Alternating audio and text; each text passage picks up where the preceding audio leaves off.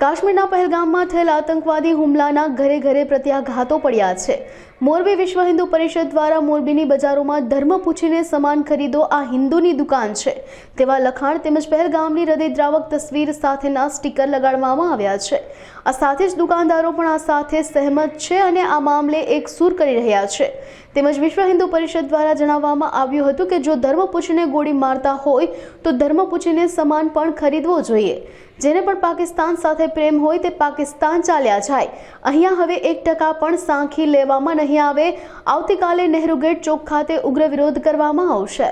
મોરબી વિશ્વ હિન્દુ પરિષદ અધ્યક્ષ કમલેશભાઈ બોરીચા, જે જમ્મુ કાશ્મીરમાં પહેલગામમાં જે ધર્મને આધારિત જે આતંકવાદી દ્વારા હુમલો કરવામાં આવ્યો છે, એ હુમલાનો અમે સખત વિરોધ કરી છીએ અને એ સમગ્ર હિન્દુ સમાજમાં રોષની લાગણી છે અને સમગ્ર હિન્દુ સમાજ સર્વે હિન્દુ સંગઠનને વિશ્વ હિન્દુ પરિષદ દ્વારા જે ઉગ્રમાં ઉગ્ર વિરોધ પ્રદર્શન કરવામાં આવશે અને જ્યારે ધર્મને આધારિત જો ગોળી મારવામાં આવી હોય તો સમગ્ર હિન્દુ સમાજને અમે એટલું જણાવવા માંગીએ છીએ કે જો ધર્મ પૂછીને ગોળી મારવામાં આવી તો ધર્મ પૂછીને કોઈ પણની દુકાનેથી ખરીદી કરવી અને ધર્મને આધારિત જ આપણે રહેવું।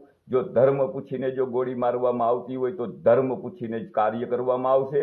એની સંપૂર્ણ રીતે તૈયારી રાખી લઈએ અને જે લોકોને પાકિસ્તાન આરે પ્રેમ હોય એ પાકિસ્તાન વ્યા જાય, હવે 1% સાખી લેવામાં નહીં આવે।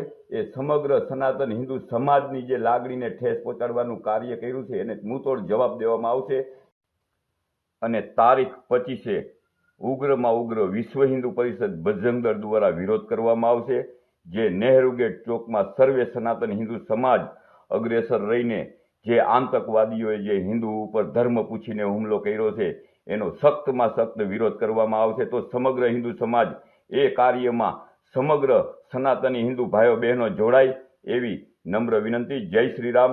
મોરબી વિશ્વ હિન્દુ પરિષદ બજરંગ દળ સર્વે હિન્દુ સંગઠન આપને આહવાન કરે છે। જય શ્રી રામ। કેયુર ચેતનભાઈ દંગી, નગર દરવાજા અંદર મેઇન બજારમાં વાસણની દુકાન છે મારી, વર્ષો જૂની। પોસ્ટર બારામાં મારું કહેવાનું એવું થાય છે કે જે 2-3 દિવસ પહેલા જે જમ્મુ કાશ્મીરમાં જે ઘટના ઘટી ખરેખર ખૂબ જ નિંદનીય છે। અત્યાર સુધીમાં મેં ક્યારેય મારી જિંદગીમાં ક્યારેય જોયું નથી કે કોઈનો વ્યક્તિનો પર્સનલ ધર્મ પૂછીને કોઈને મારવામાં આવે। આ બહુ ખૂબ જ જઘન્ય ઘટના છે અને આમાં મારું પર્સનલ સ્ટેન્ડ એવું છે કે મોરબીના ખાસ કરીને આપણા ગુજરાતના મુસ્લિમોએ આનો નિષ્પક્ષ રીતે વિરોધ કરવો જોઈએ, નિસ્વાર્થ ભાવે વિરોધ કરવો જોઈએ। જ્યાં ભારતમાં જ્યાં વિરોધ કરે છે ત્યાં કોઈ કારણથી વિરોધ કરે છે એવું મારું માનવું છે। જ્યારે કે ગુજરાતમાં ખાસ કરીને મોરબીમાં અને આજુબાજુમાં શહેરમાં વસતા મારા મુસ્લિમ ભાઈઓએ આનો નિસ્વાર્થ ભાવે વિરોધ કરવો જોઈએ, જેનો કોઈ સ્વાર્થ નથી, એ લોકો વિરોધ કરે એનો, જેથી કરીને આગળ જતા એ લોકો એનું પોતાનું એક સ્ટેન્ડ રાખી શકે કે ના, અમે આ ઘટનાની સાથે નથી સહમત।